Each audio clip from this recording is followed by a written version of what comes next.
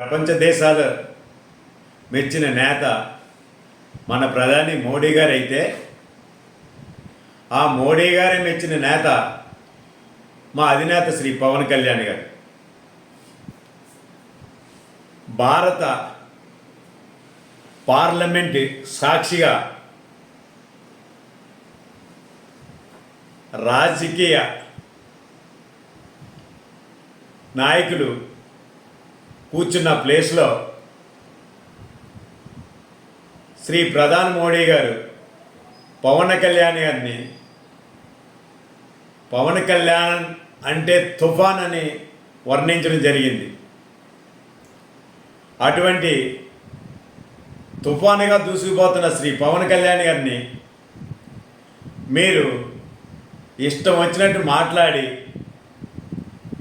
అనవసరంగా మీ రాజకీయ భవిష్యత్తును పాడు చేసుకోవద్దు రాజా.